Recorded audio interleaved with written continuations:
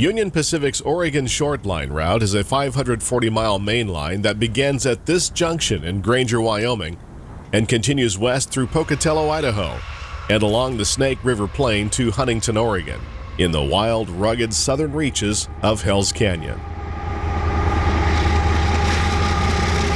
This is the third installment in what has become a three-part series covering the UP mainline through southern Idaho. In Part 1, we looked at the west end of the OSL from Huntington to Nampa.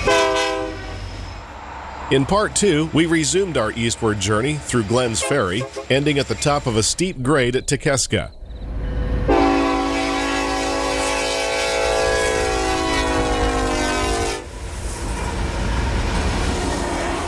Now, we continue our tour across the state to Pocatello. Starting at Bliss, the railroad heads east through Idaho's Magic Valley, passing small towns like Gooding and Shoshone.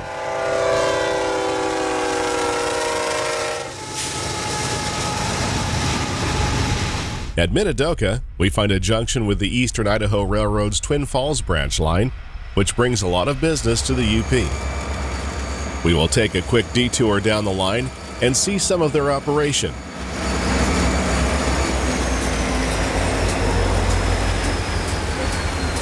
On the main line, trains sprint through the wide open country of the Snake River Plain.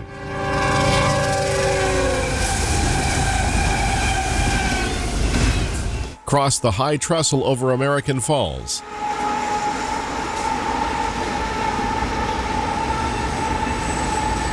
And arrive at UP's yard in Pocatello. This is big modern-day railroading cast in the classic setting of yesteryear. This is Union Pacific's Idaho Mainline Part 3.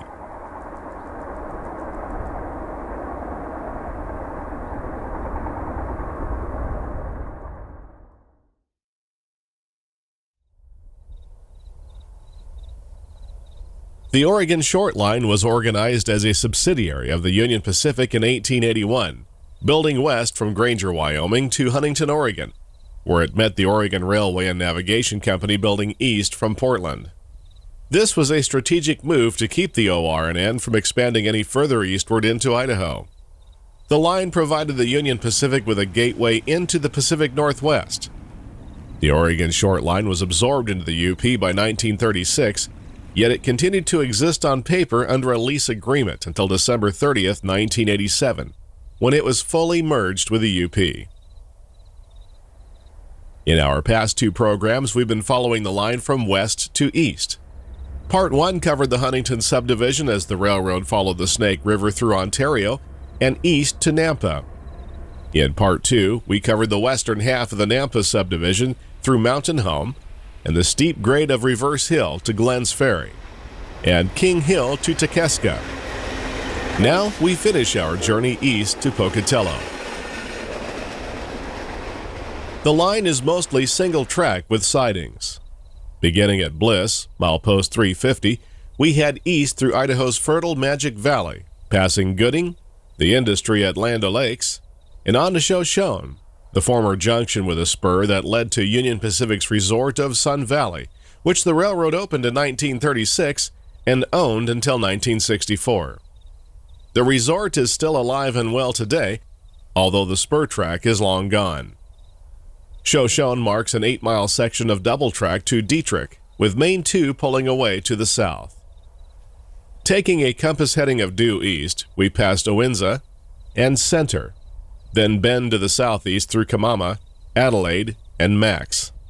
At Minidoka, we find the junction with the Eastern Idaho Railroad's Twin Falls branch line, which serves several small communities on both sides of the Snake River Canyon. Continuing east, the Nampa Subdivision passes through Hawley and Wapi, skirting the southern edge of the Wapi lava flow where there is a siding of the same name. After heading northeast through Quigley and Bora, the line crosses the Snake River at the American Falls Dam and the siding of the same name, and on to Bannock and Mashad, where the line again goes to double track. It becomes a triple track main line at Pocatello Junction as we enter the main yard and the eastern end of the Nampa Subdivision. We begin in the small town of Bliss, a railroad town that dates back to 1881 with the coming of the Oregon Short Line. Named for its founder, David Bliss, it took root on the edge of deserts and lava fields of the Snake River Plain, with the Snake River Gorge presenting a 500-foot drop on the south edge of town. This livery barn was built in 1892, and at that time, horses could be rented here for $2 per day. Iron horses were led to the nearby water tower for a drink after the steep climb out of King Hill in the Snake River Gorge. It somehow has survived the past 70 years of the diesel era, serving as a landmark for the small town of 300. UP 8121 heads west with a manifest train.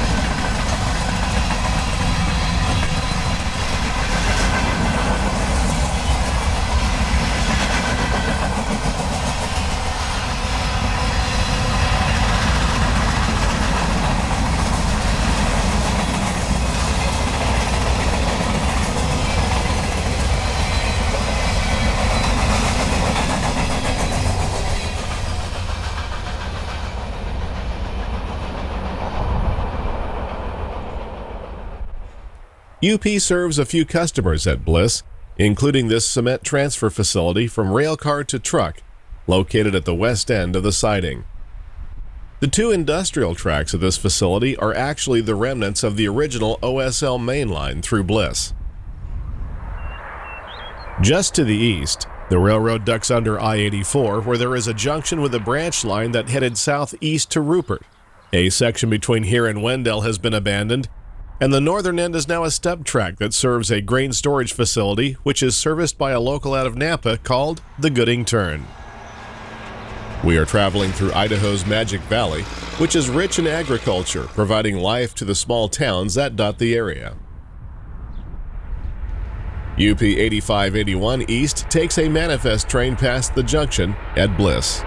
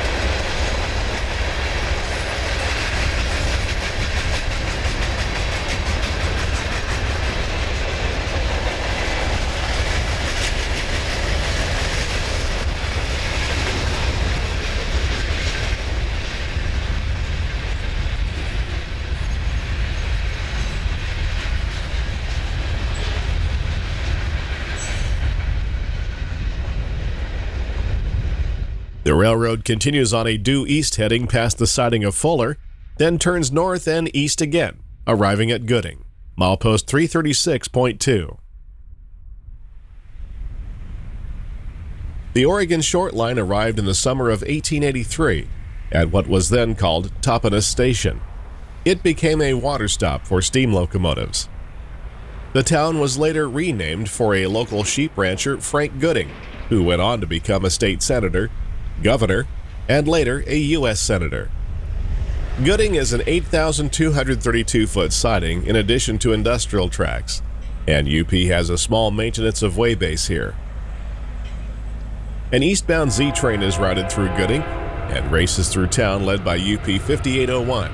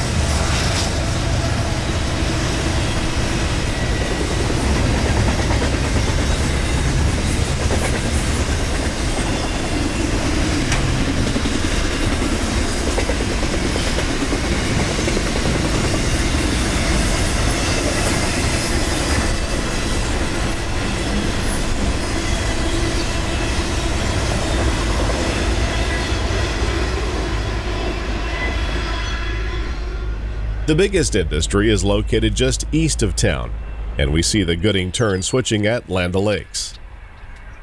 This is a feed mill which serves local dairies with feeds and grains. In 2009, the mill was acquired by J.D. High School Company, but is still referred to as Land O'Lakes by railroaders. A unit grain train sits on a loop of track around the elevators. The track runs through irrigated farmland, with this tilled center pivot field on the outside of the loop and two smaller center pivots on the inside. Grain is the second largest commodity shipped by the UP in Idaho, behind fertilizer. In 2021, UP originated over 90,000 cars in the state, and over 78,000 cars had Idaho as their destination.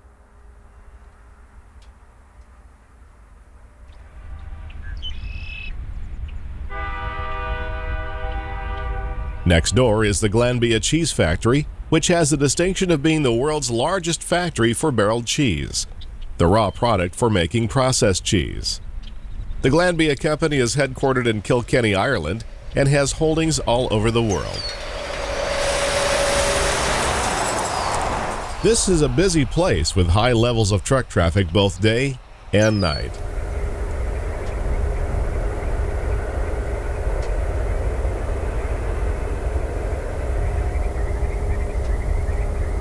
An eastbound empty grain or possibly a soda ash train passes through Land O'Lakes on a night run to Pocatello.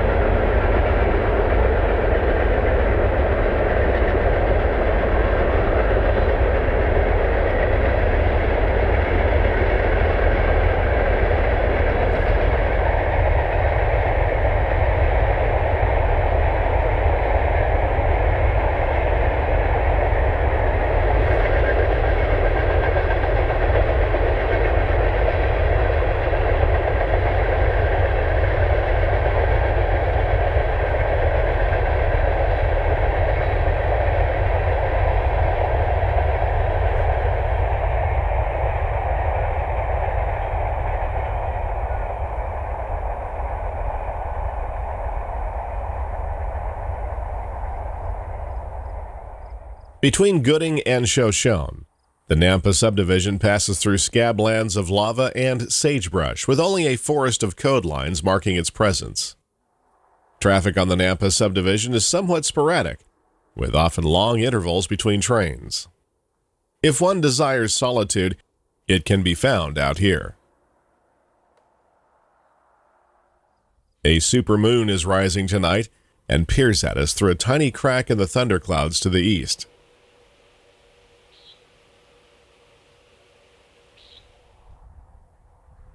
Our location is just 2 miles west of Shoshone at milepost 325.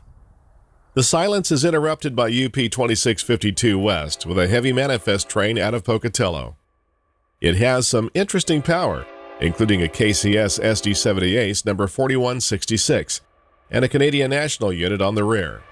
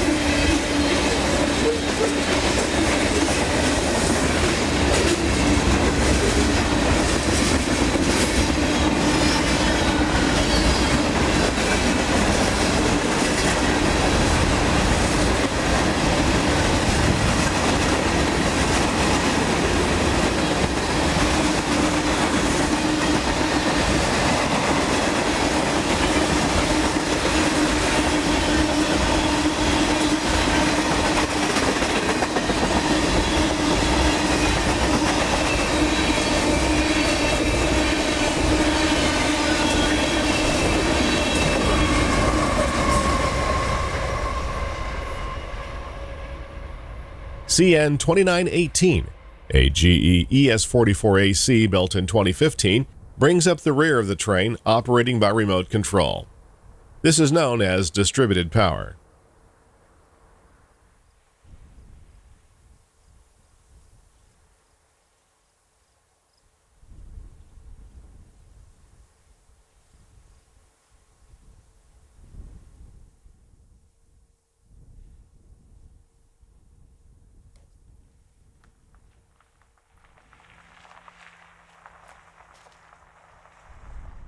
Shoshone is milepost 321.8 and marks the beginning of an 8-mile section of double track that continues through Dietrich. A depot and small Amtrak station remain, the latter sitting empty since Amtrak's Pioneer was discontinued in 1997.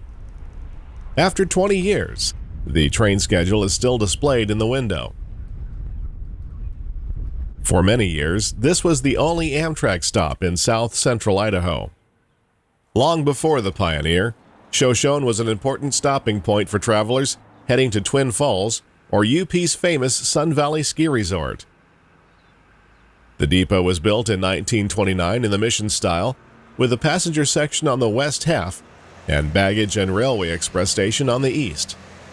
The historic building still serves the railroad for maintenance of way.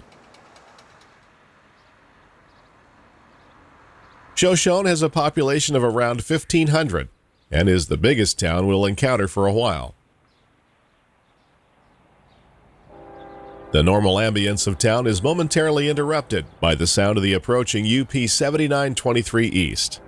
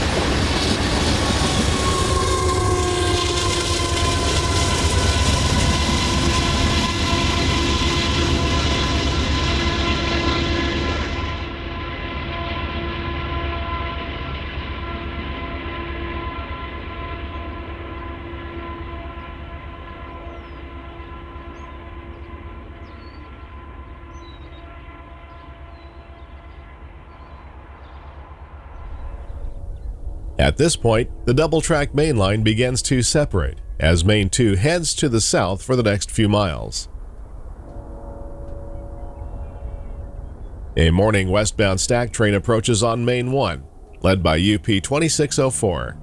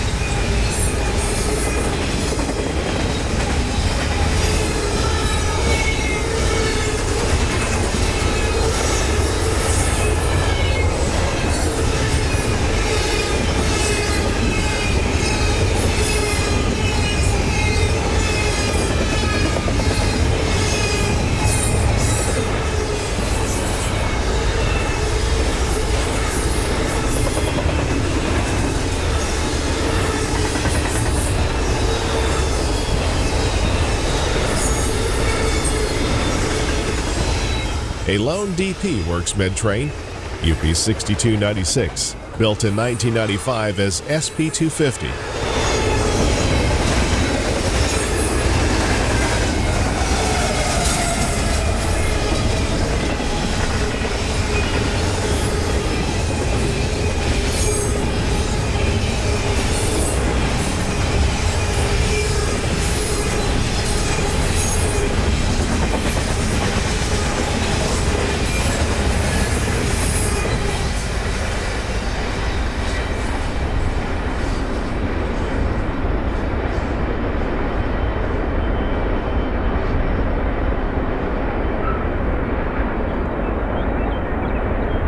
Double track ends at Dietrich, milepost 314.7. The signals at control point CPP 315 are hot, promising an eastbound train this morning. It's an empty grain shuttle led by an old warrior, UP 6661.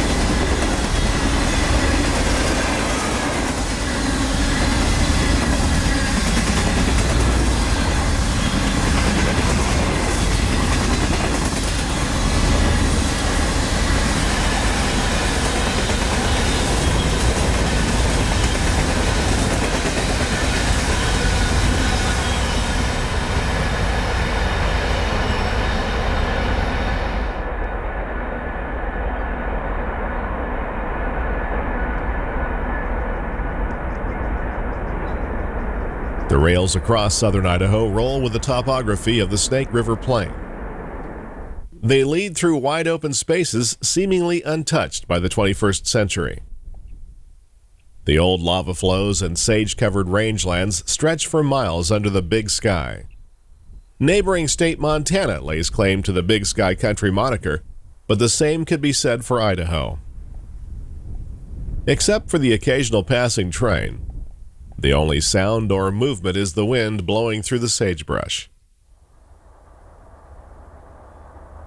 5 engines lead a westbound manifest train through the scene.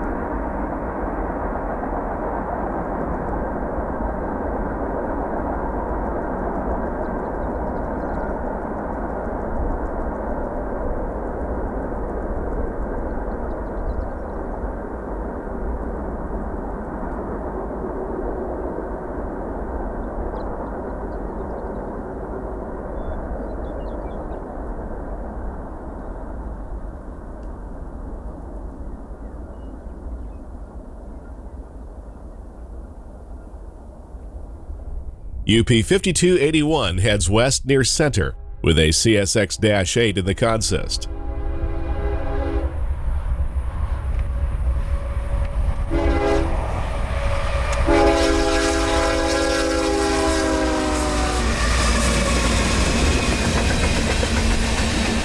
A -8 in any paint scheme is a rarity these days, and a nice surprise this morning. The engine has a build date of February 1993.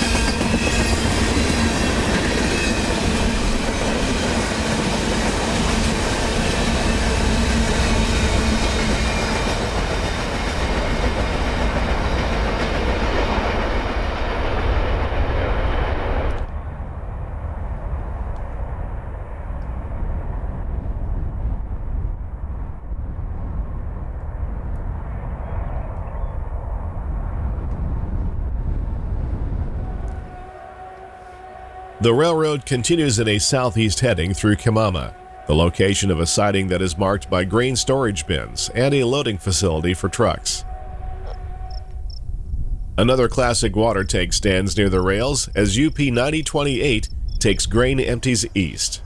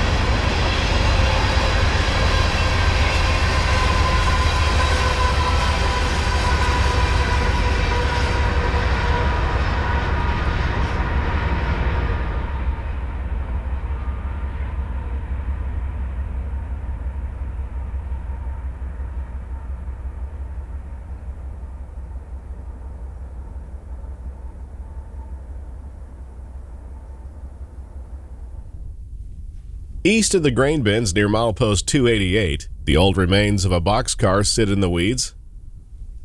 We don't know its story, but it has a build date of August of 1959. It's as good a place as any to set up for our next eastbound.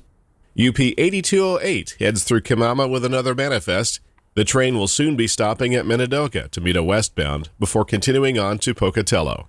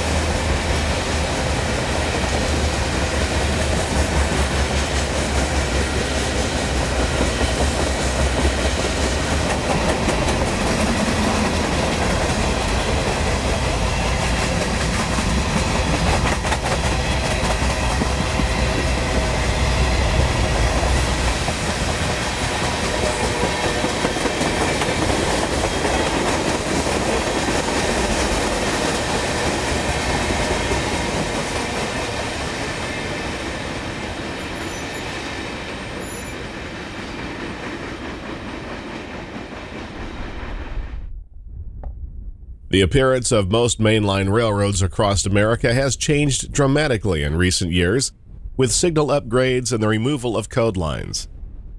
Yet the Nampa Subdivision has hung on to a lot of its older charm. This is the third water tank we have seen so far, and it resides at Minidoka, near milepost 271.3. A rail train is westbound.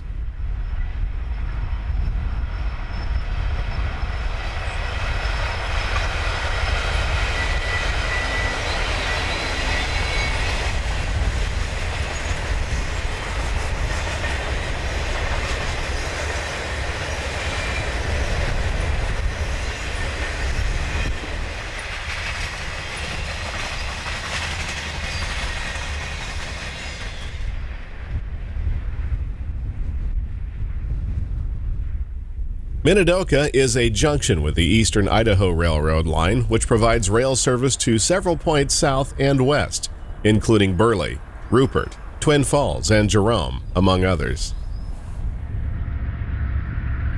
Watco's primary commodities in Idaho are, not surprisingly, potatoes and grain. This feeder line provides a lot of traffic for the Nampa Subdivision, and the long train of boxcars, tanks, reefers, and hoppers behind the UP 7500 gives us a good example of that. This train is eastbound as it enters the siding at Minidoka, then on to the main for the 57-mile run to Pocatello.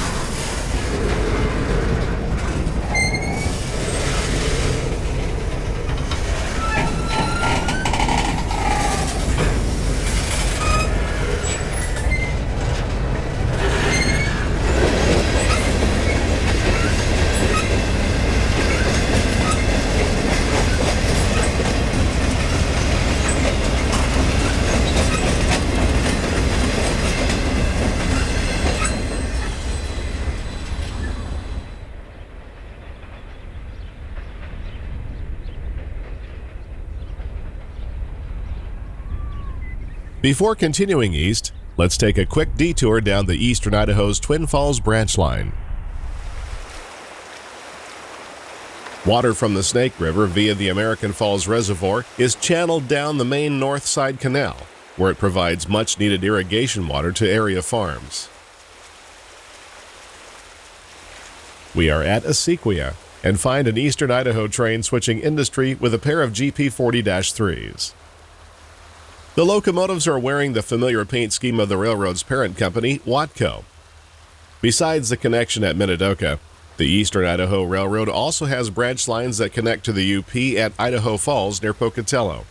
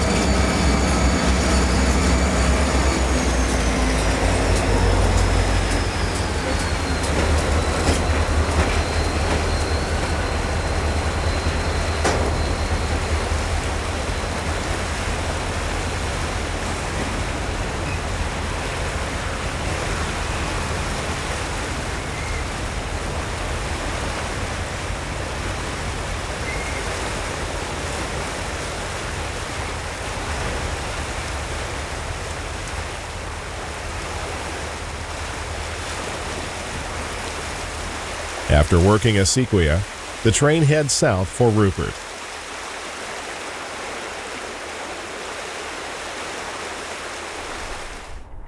Rupert is located 13.5 miles down the Twin Falls branch. It is a junction with the North Side branch, which heads west to the end of track at Wendell. The line once continued to this program's starting point at Bliss, but has since been abandoned, and we showed you the junction and remaining stub track earlier.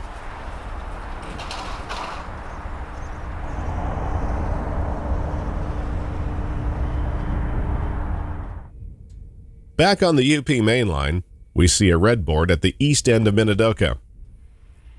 UP 8208 slowly approaches in the 13,190-foot siding, where it'll be down for one westbound out of Pocatello. The UP dispatcher told the crew it's just out of Wapi, about 20 miles away, so we sit tight and take in the surroundings.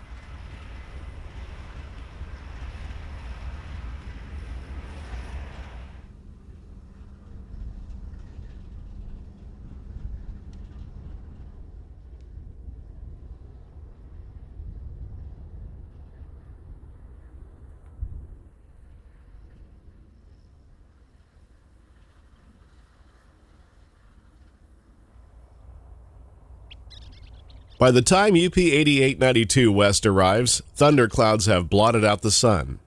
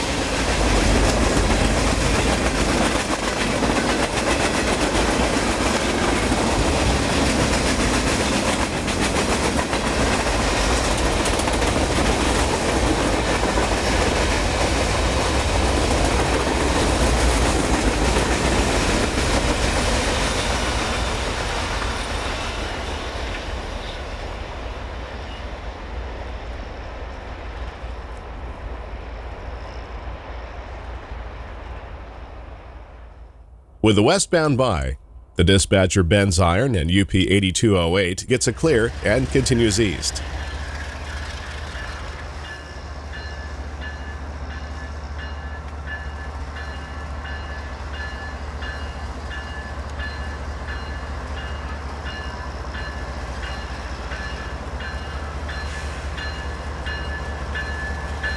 Only 2 of the 3 big GEs are under load, but there are 2 more radio-controlled units working mid-train.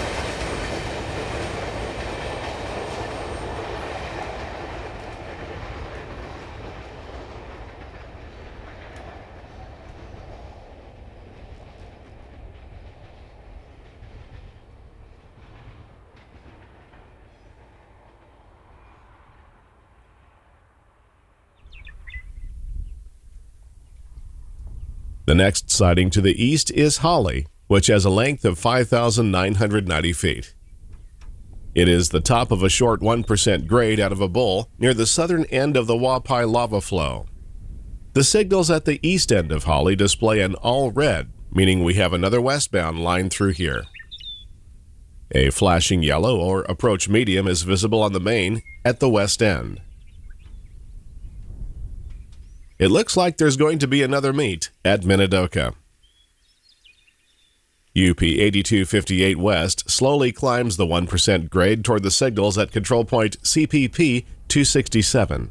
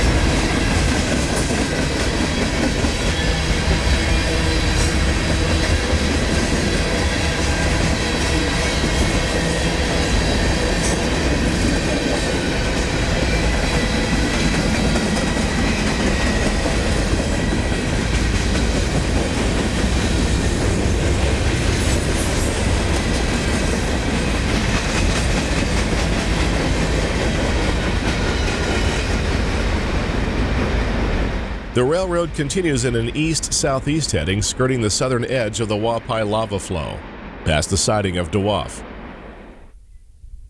These signals mark the west end of Wapi, a 5,969-foot siding named after the massive lava flow to the north of the tracks. Evidence of the flow is everywhere, but it is only a shadow of what lies to the north. The lava spewed out of Pillar Butte over 2,000 years ago, covering an area of 125 square miles. It is southeast of Craters of the Moon National Monument. This siding is in a remote area and accessed only by a dirt road, and, not surprisingly, we find our fourth water tank here. The west end of the siding pulls away from the main in the vicinity of the tank and includes a short house track. The tank is the fifth and final remaining on the OSL line in Idaho. The first tank we encountered was at Orchard in the previous program. This is part of the charm that brings us to this southern Idaho main line.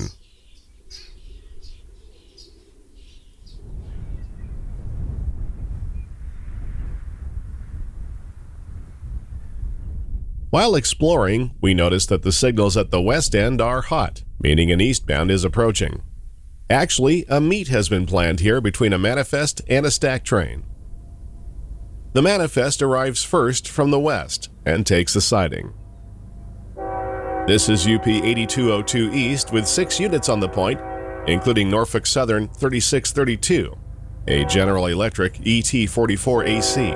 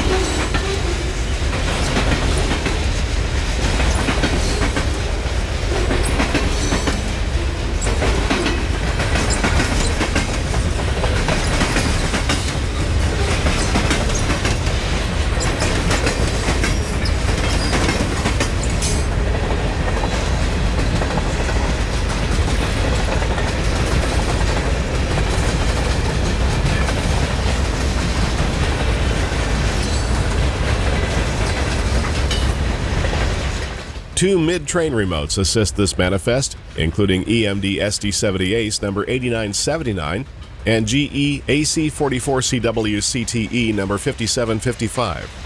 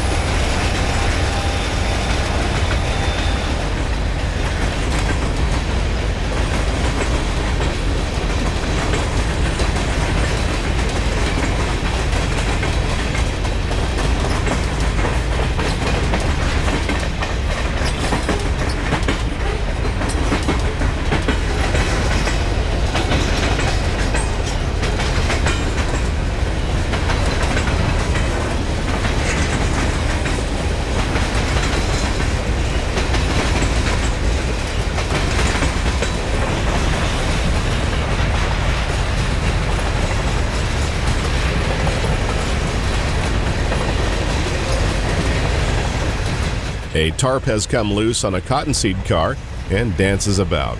Not an uncommon scene out here.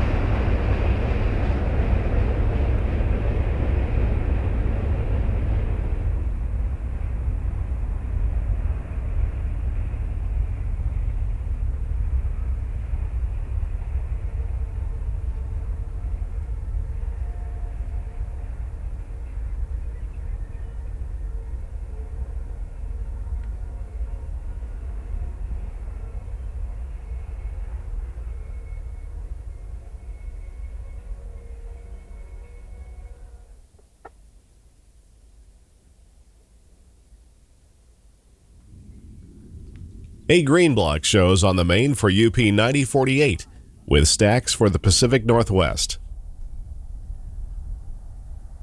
Good looking train you got there.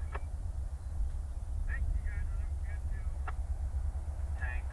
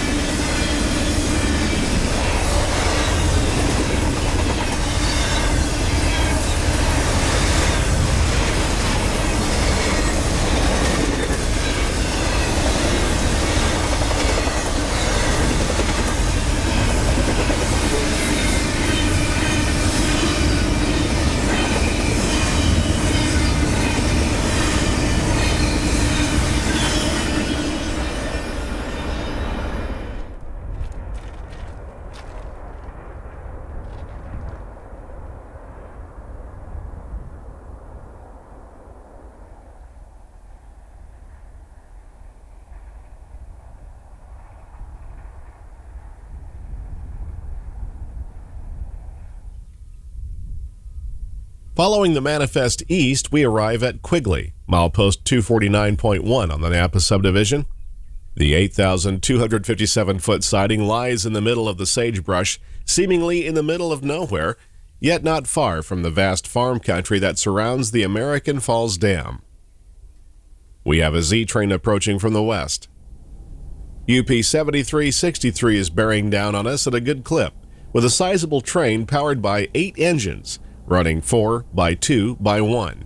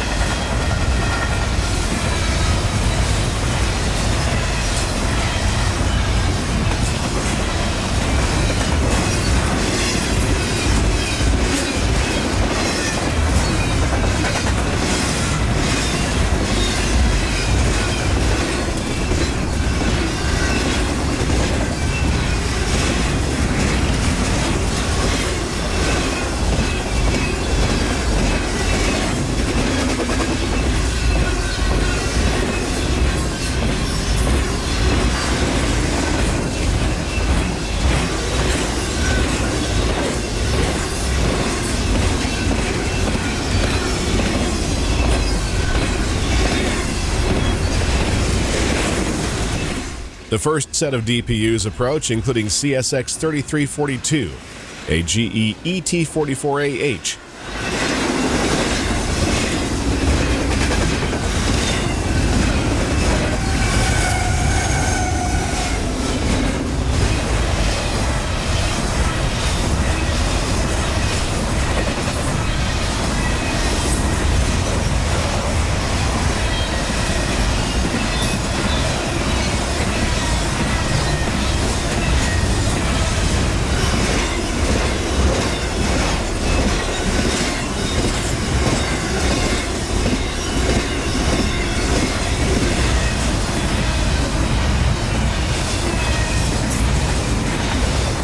Lone SD-78 number 8414 shoves on the rear.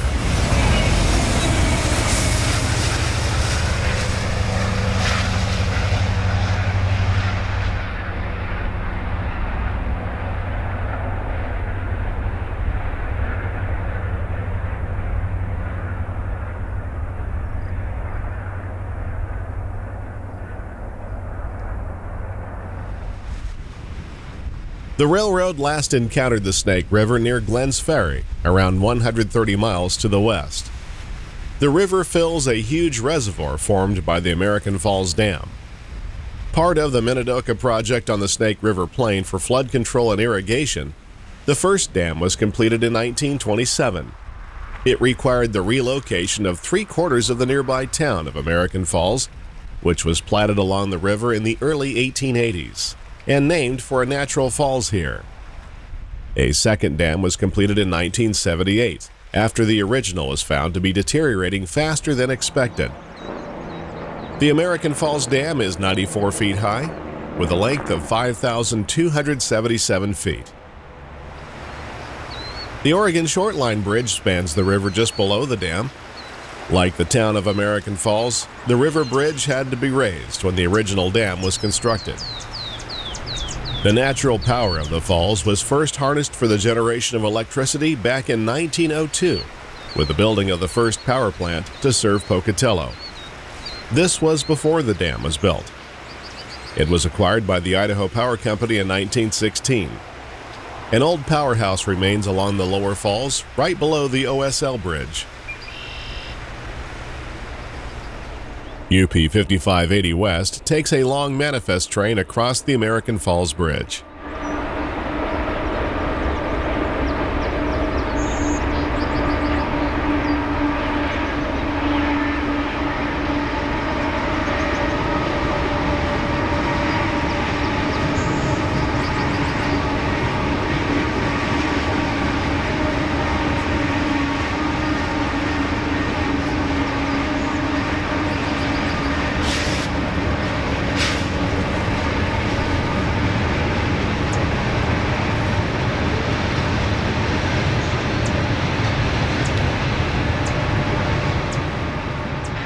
A couple of interesting loads are on the head end. The two cars are stenciled DODX for the Department of Defense and are specially designed to carry fuel for nuclear reactors on Navy subs. These cars are most likely headed for Puget Sound in Washington State.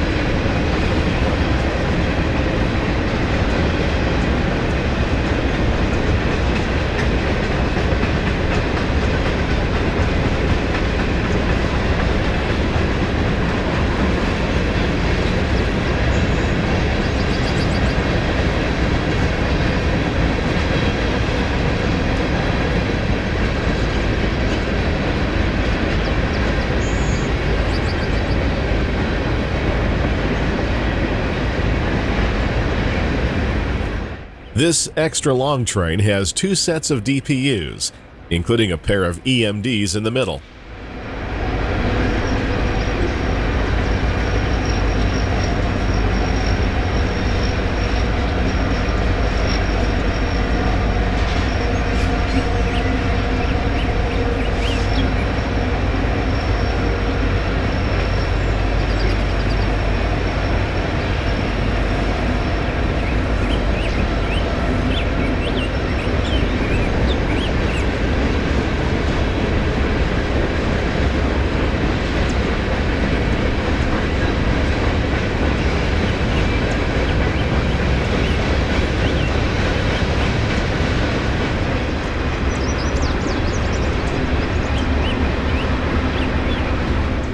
A lone GE number 5940 brings up the rear of the train.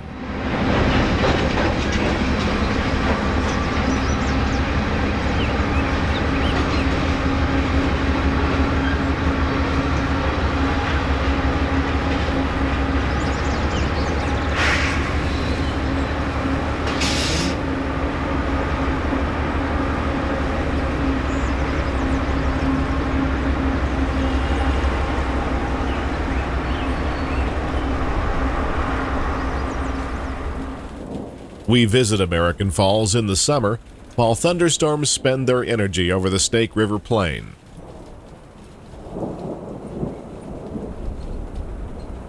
The original town site of American Falls is somewhere out there, under the waters of the Snake. The average depth of the reservoir is 30 feet. Grain elevators stand tall at the new town site, attesting to the importance of the dam.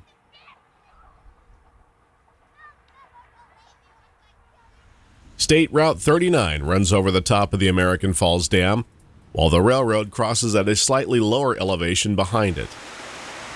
Standing underneath the bridge gives us a good view of the narrow water passage below the dam.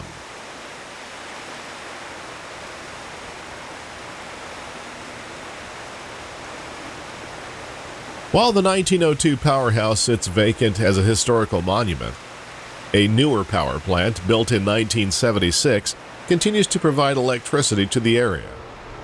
Its 3 generators combine for a total output of 92,340 kilowatts. An undisclosed amount of power is stored up in the retreating thunderstorm, which right now is soaking Pocatello, around 20 miles away.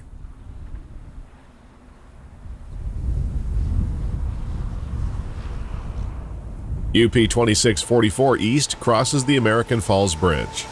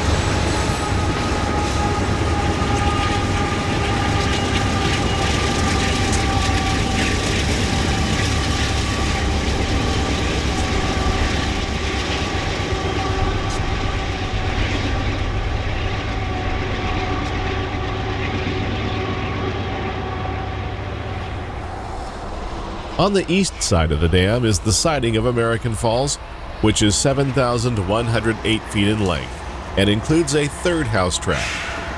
UP 7723 East slows in a meet with the UP 6860 West.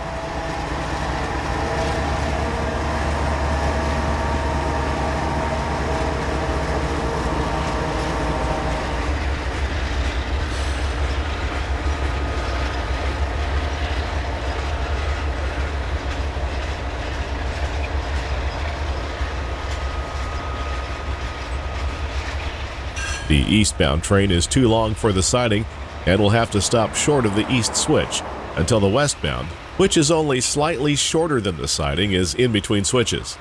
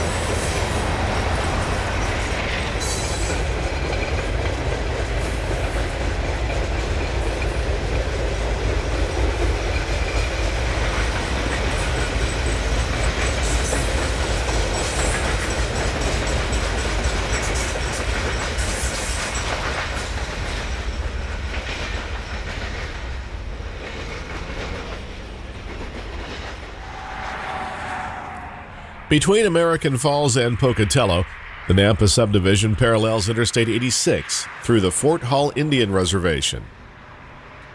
Just before sunset, a westbound led by UP 7659 passes the grain elevators at Schiller, milepost 226.8.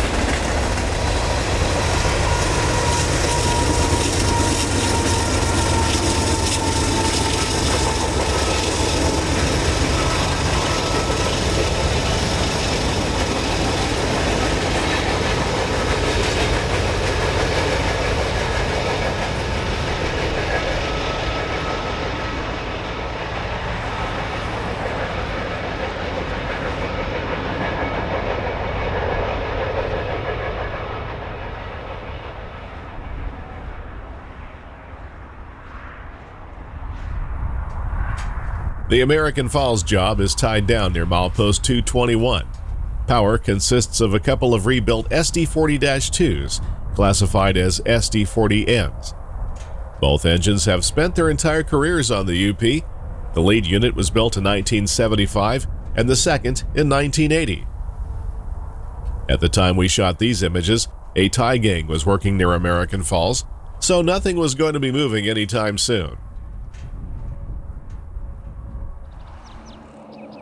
Switching from May to July, the surroundings are a little less green. The tie gang is long finished in the area, and a flasher on Main 2 is for a westbound that has just departed Pocatello. The line is now double-tracked, and as we get closer to the yard, a third main line will begin at West Pocatello. UP 6998 drags another manifest train toward Nampa on Main 2.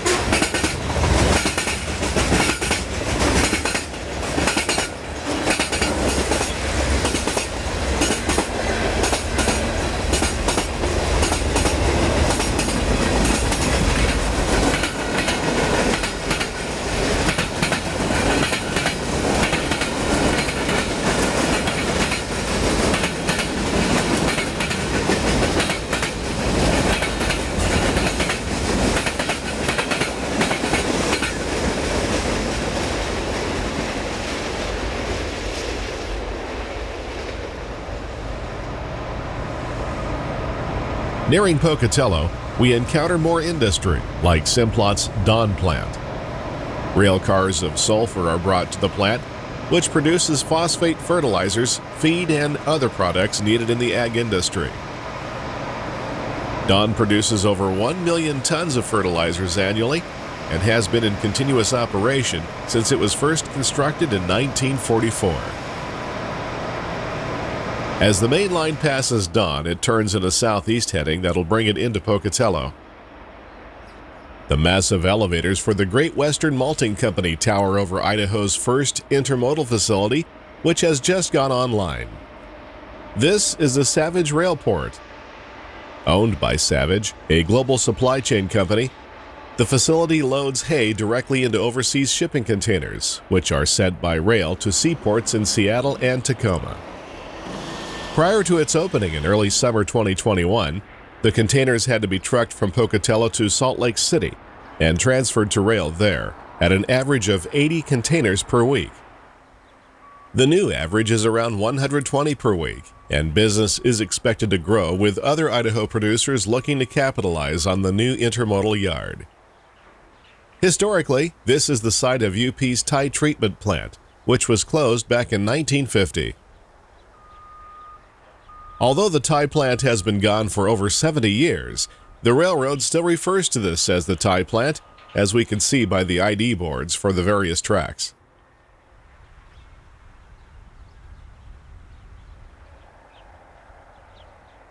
A heister moves empty overseas containers off a stack train.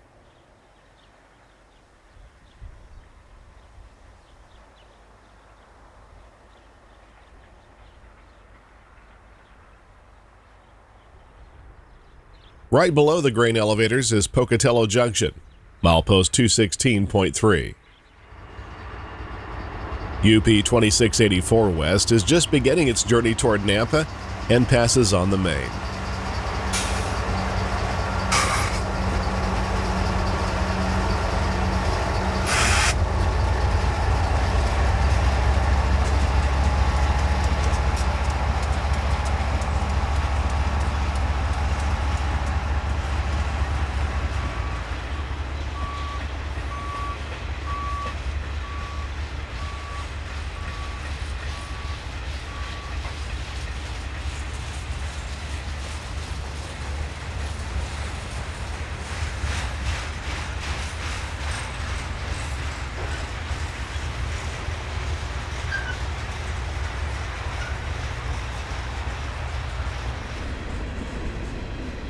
Typical of many manifest trains heading to and from the Pacific Northwest are the strings of centerbeam cars for hauling lumber.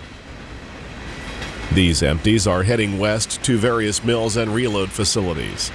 Just like grain, timber is an agricultural product that is grown and harvested. With proper management, it is a renewable resource that benefits the consumer, producer, and the environment. For rail fans, there is an extra bonus. There is nothing like the sweet smell of a passing lumber train.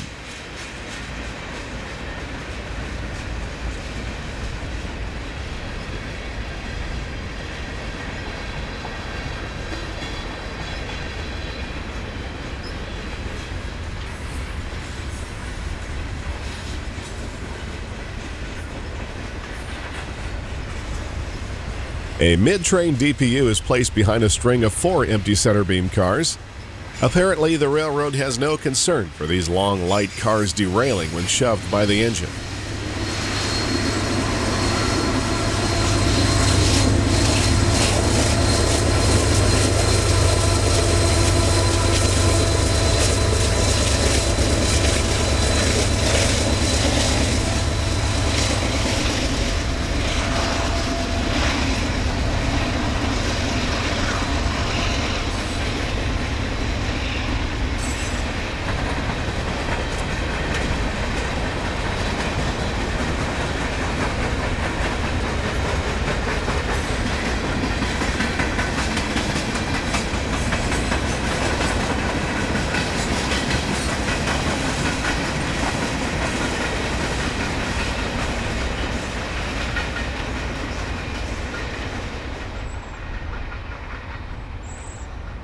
Pocatello was Union Pacific's first hump yard when opened in 1947 at a cost of $2.6 million. It handled up to 2,200 cars per day at its peak in the late 40s. Other hump yards followed, which included Hinkle, Oregon, and North Platte, Nebraska. The Pocatello hump was closed in 2002, and Hinkle went to flat switching in 2019 as part of a PSR move, leaving the 2 hump yards at North Platte. Today, Union Pacific's Pocatello yard is only a shadow of its former self. It had the obligatory roundhouse and turntable with a 900-ton coaling tower during the steam era. The large Union Pacific smokestack is one of the remaining landmarks from the old yard, and to this day is the highest structure in the city of Pocatello. Near the west end of the yard is the junction with UP's Montana Subdivision, which heads north to Silverbow, Montana, through Idaho Falls and Dillon. It is the only UP track in the state of Montana, and a manifest train runs to Silverbow and back a few times a week. Another pair of EMD SD40Ns are shoving a small cut of cars west, past the junction.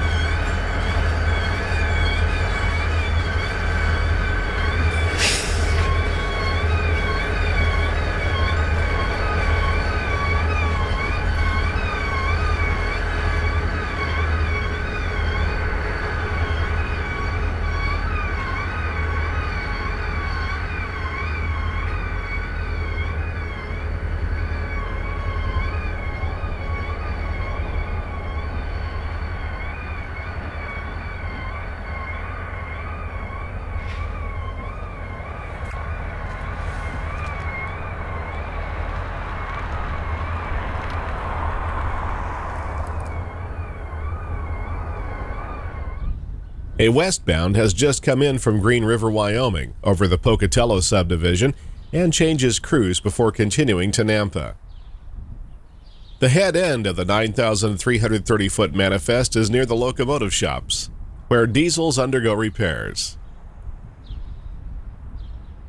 Pocatello is the hub with traffic moving in and out of the rail yard in all directions. Oregon and Washington to the west, Utah and California to the south, Montana to the north, and Wyoming and Nebraska to the east. Another pair of SD40Ns are busy as a crew performs some flat switching west of the old hump yard.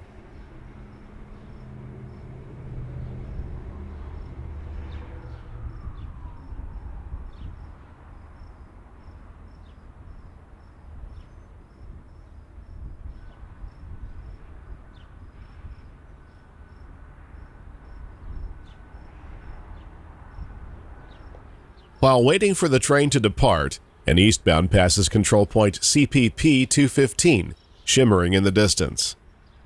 This is an empty soda ash train returning to Bryan, Wyoming from Portland, Oregon. The train is crossing over to Main 2, the near track. The yard layout has Main 2 as the southernmost track, with Main 1 in the middle, and Main 3 as the northernmost track.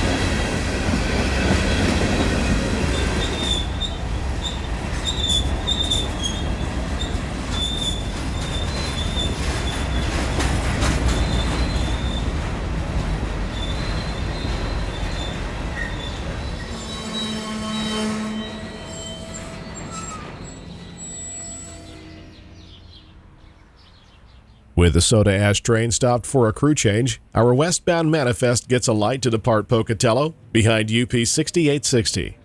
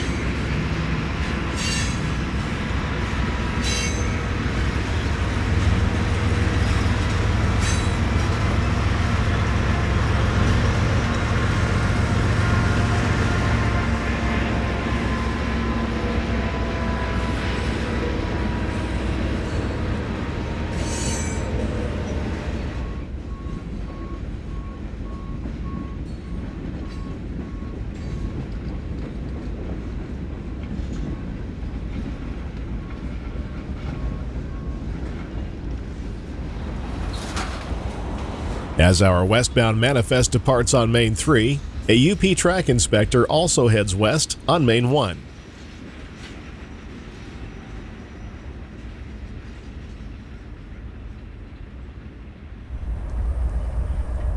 East of the diesel shops, we find the historic Oregon Short Line Depot. The three-story freight and passenger depot was built in 1915 at a cost of $324,000. During the grand opening celebration in August of that year, President William Howard Taft made a surprise appearance and gave a quick speech. He had just happened to be on a train that was passing through Pocatello at the time.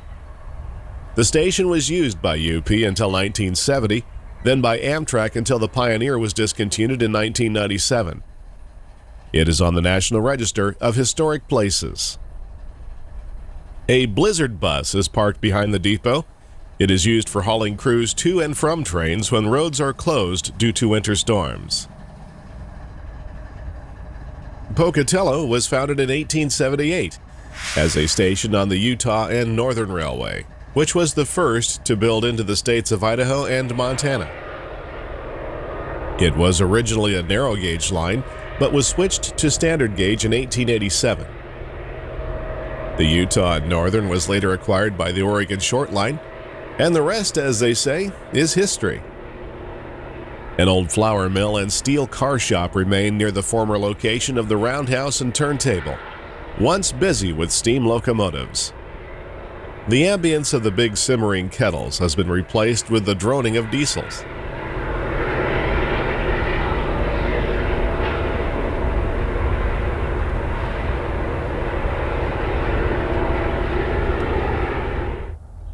Before our journey draws to a close, let's take a closer look at the east end of Pocatello Yard. The triple-track main line passes a large empty space which used to be the hump yard. Gone are the sounds of cars squealing through pneumatic retarders as they were sorted into the 28 classification tracks. The UP still has a car shop at 11-track departure yard, but it is a far cry from Pocatello's former glory. The decision was made to close the hump yard in 2002, rather than spend an estimated $10 million to overhaul the aging facility. The line to Granger goes back to double track at East Pocatello, milepost 211. The grade crossing for Cheyenne Street has been ripped out in a recent derailment involving a grain train loaded with corn. It happened in early June 2022, about a month before these scenes were shot. Fortunately, no one was injured in the early morning derailment. The only casualties were 20 grain hoppers, 2 main lines, and the crossing. The cars that remain here in early July are being scrapped on site.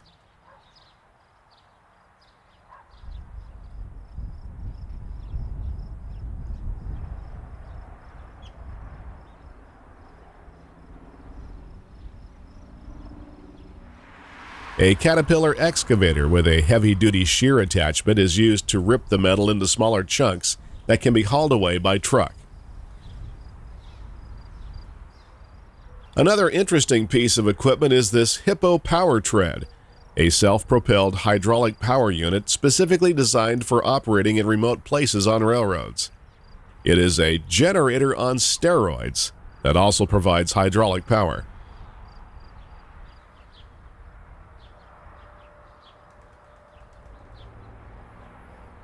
Our final train of the day, UP 3959 approaches on track 305 out of the departure yard.